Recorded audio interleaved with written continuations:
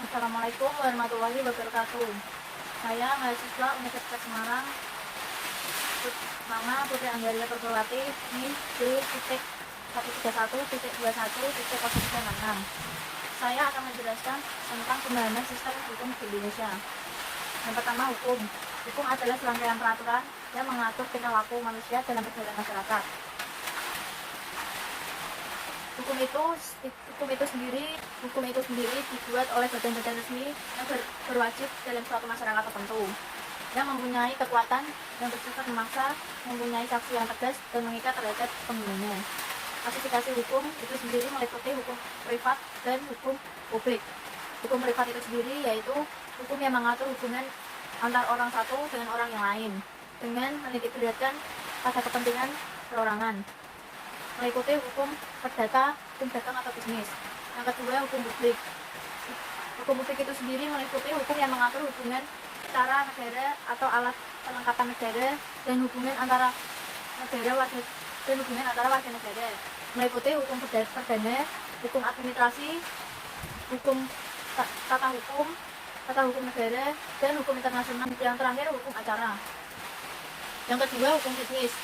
Menurut bahasa Inggris yaitu business, artinya kegiatan usaha.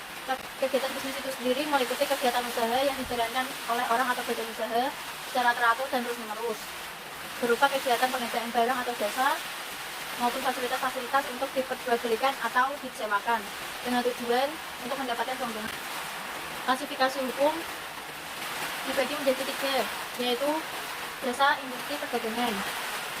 Dan kegiatan perdagangan itu sendiri yaitu keseluruhan kegiatan jual beli yang dilakukan oleh orang-orang atau badan-badan baik di dalam maupun di luar negeri untuk tujuan memperoleh keuntungan. Contoh lain dari kegiatan perdagangan itu sendiri yaitu agen, toko, grosir, dan yang terakhir swalayan. Yang kedua, kegiatan industri.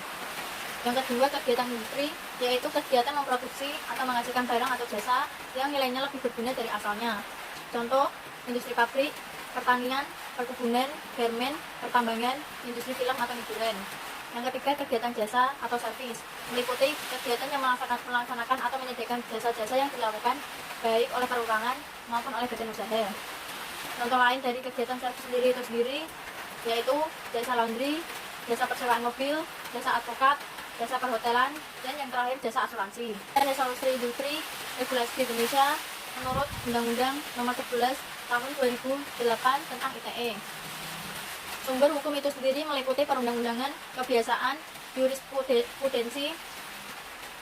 Klasifikasi benda dibedakan menjadi 2, yaitu benda tetap berupa tanah, rumah, gedung, mesin pabrik, hipotek atau jaminan utang, dan benda tetap. Yang kedua, benda tidak tetap, yaitu dibedakan menjadi 2, yaitu benda bergerak berwujud seperti alat transportasi atau kapal, mobil, motor, dan lain sebagainya.